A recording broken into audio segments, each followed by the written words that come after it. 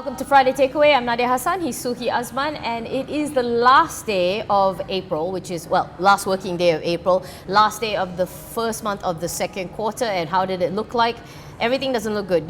But it depends on where you look. Before we go into the real meat and stuff, just a couple of quick things to note. As we went in, Eurozone actually announced their growth grew 0.6% for the first quarter of 16, which was actually better than what people expecting. People expecting 0.4%. Correct, and of course, you have Japan today. Governor Haruhiko Kuroda was, dropping a bombshell saying that well, they a couple are not days going ago, yeah. to put any more money into the market. Yeah, exactly. It was a big surprise. People thought the stimulus would still go, but Haruhiko Kuroda did say that the yen is keeping him up at night, and if it is, he should do something about it.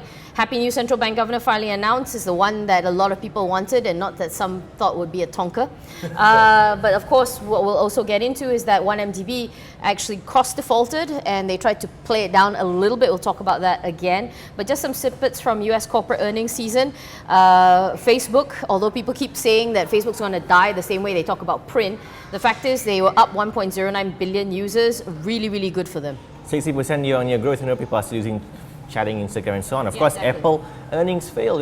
They've seen the first year-on-year decline in smartphone sales. Yeah, exactly. What is it? Tim Cook has warned before. I think now the reality is setting in. Carl Icahn, who's an activist investor, very, very famous for writing long letters to his to shareholders, he has dumped everything, and because of that, you saw 46 billion in market cap. Actually, exactly. The U.S. economy itself didn't have a very good year either. First quarter was bad, just bonkers. barely stopped sliding backwards at 0.5%. Worst performance in 2 years. But talking about worst performance, KLCI closed 2 points lower to 1,672. 1.5 billion shares, about 2 billion. Activity, big ones with Sub Kencana because Seadrill exited. Because of that, their share price, there was a knee jerk, there was a drop. But people these days, I think they regained their senses. That's why it went back up. Yeah, correct. And if you look at the, 76.4 million shares were traded, and of course for the week on week, 2.6% down from 1,717 points recorded on April last week, on April 22nd. Yeah, exactly. Regionally, we talked about Nikkei down 3.61%, Shanghai's composite index down 0.25%, heightened concerns of slowdown. Everybody's looking at corporate earnings not being very, very good. Hang Seng down 1.5%. Oil, it's an interesting thing, the fact that it rose to a 2016 high. Falling output, weakening dollar, up 0.8% actually, Brent crude. Yeah, if you look at the West Texas Intermediate, it gains 0.37% to 48.32 US dollar per barrel, and Brent is out nearly 20% in April, largest 1 month gain for the past 12 months. So people seems to be a bit, cheering up a bit. Well, okay, we'll see how that goes. The ringgit started today at about 3.8. Now it's about 3.904, and why is that? Because let's talk about the big D. Not diseases, no, not depression. We're talking about default. 1MDB's bond default. Everything seemed to have been going well, and then this happened.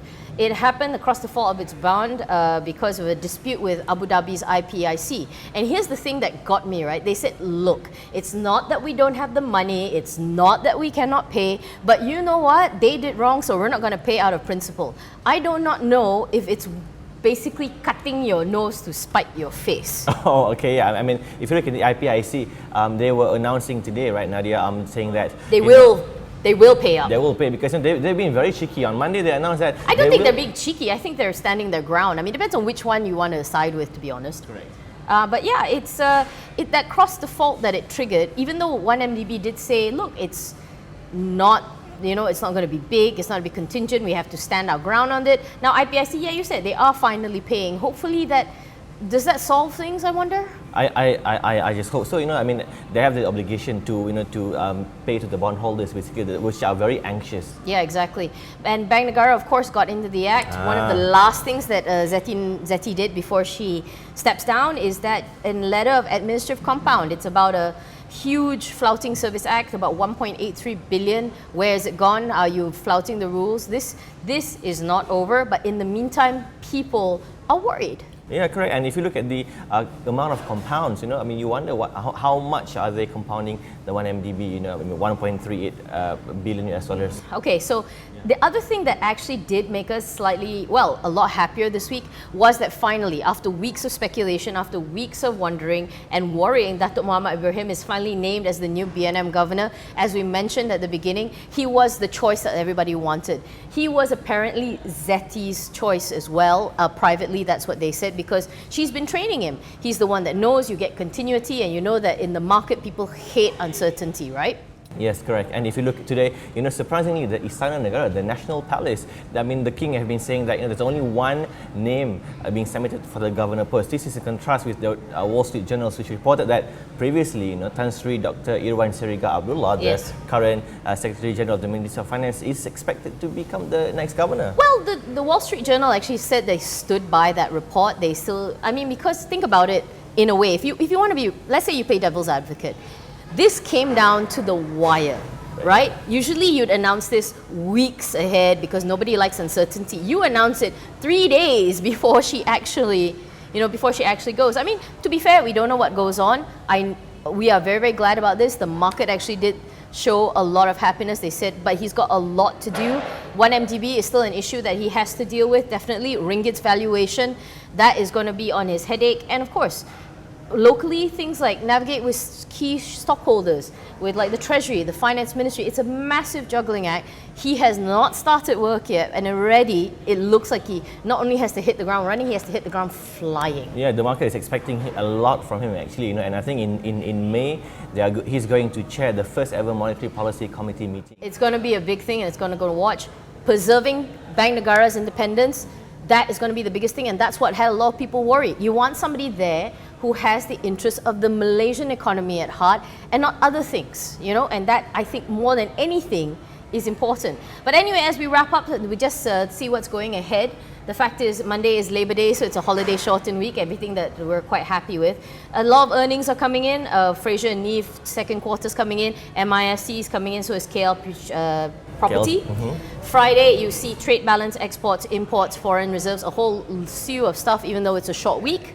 But in the meantime, I think a lot of people will absorb things like the European news, the 1MDB news, and let's see how they come back on Tuesday. I don't know, how do you feel about it? Yeah, I mean, I think there's a lot, although there are some certainty now in the local market, but the global front remains a bit challenging and volatile. So anyway, that's all from us. Have a good long weekend, guys. Apparently everybody should go watch Captain America Civil War, because if you look at the cinemas, they're all kind of full. If you want more, you can pick up the hard copies of The Edge Financial Daily and the weekly. Of course, the new issue comes out next week. Good luck, have a good long weekend, stay safe.